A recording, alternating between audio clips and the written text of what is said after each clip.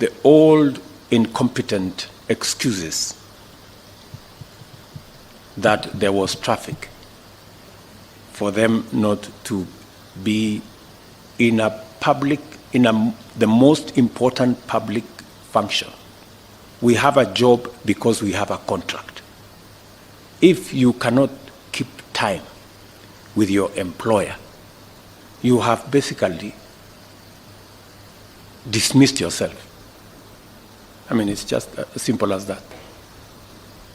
So, for those who came late, who are members of the executive, I will be expecting a written explanation, and it should not include matters of traffic, on why they do not take these performance contracts seriously. Because if you do not take this performance contracting seriously, it means we do not take the contract with the people of Kenya on performance seriously.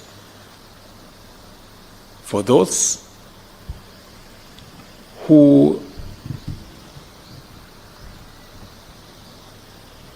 have engaged in corruption incorrigibly, because I know, for example, the people in the procurement space. There was one lady in one of the roads departments, corrupt to the core,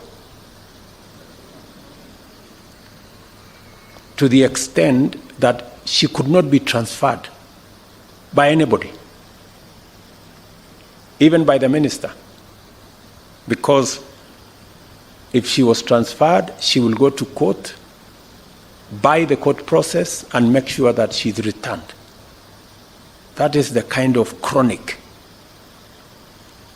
where corruption has taken us. I hope Mr. Kipchumba Murkomen and Bwana Mbogwa, I hope that lady no longer works for the government of Kenya.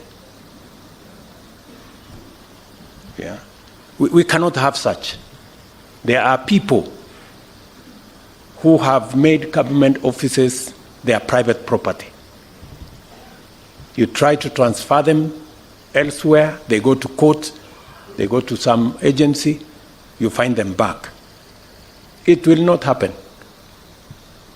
Yeah? Those kind of things, we must put them behind us.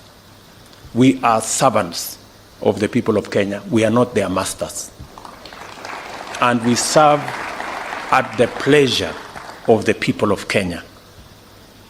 We don't serve at their mercy. I shall hold every officer serving in government, beginning with you people seated here, to account for both their performance in service delivery and stewardship of public resources. I shall deal with cases of negligence, misappropriation, embezzlement, theft, or other misconduct or corruption in relation to public resources summarily and decisively. You are hereby duly notified. I have high expectations of you because I am confident that by now you are familiar with the workings of government, accustomed with our work rate, and fully aware of our intention to implement all our commitments. I speak to many of you on phone many times. I call you to my office, we interact in different places. I ask you questions, you know that, on programs, on projects. And I find that many of you, the people I speak to, don't even know what is going on in your ministries or departments. You have very scanty information. The moment I know more than you in your ministry, then you must begin to understand that something is very wrong. Because By constitution, you are supposed to advise me. Explain to me how you are going to advise me if you have less information than I do. Who is going to be advising who? I call many PSs. You ask them what's going on here. They have no clue. And this is your department. That is the job that you have. You are not a messenger. You are not a security person. You are not a photographer. You are the PS or the minister.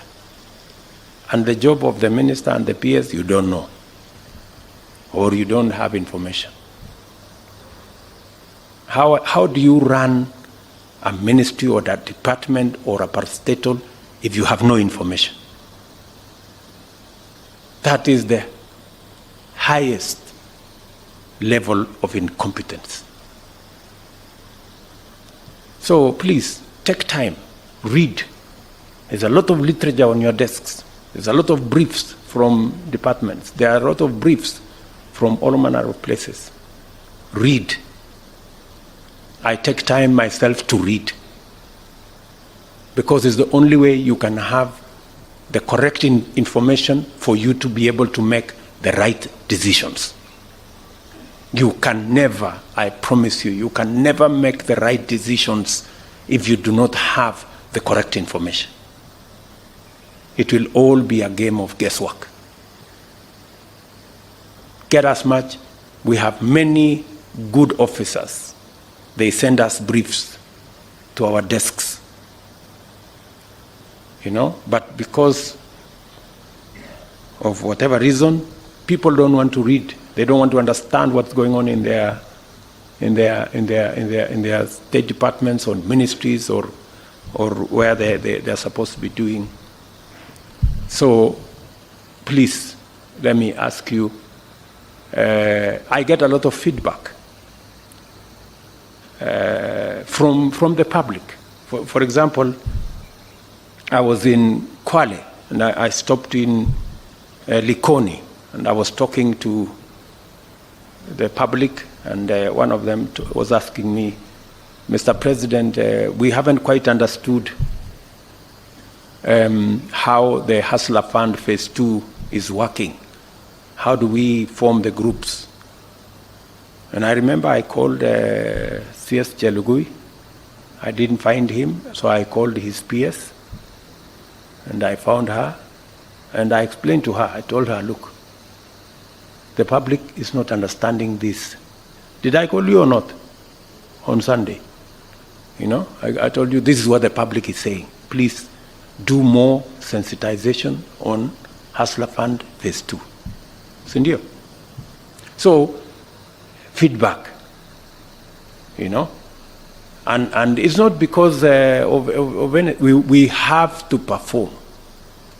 We have to perform. So when you hear my deputy saying, find time, travel and see the people who have hired us, go to different parts of Kenya so that you can get feedback from the public, and on and on and on and on. So this is what we must all, when we talk about citizen-centric, it is ultimately the citizens we are serving.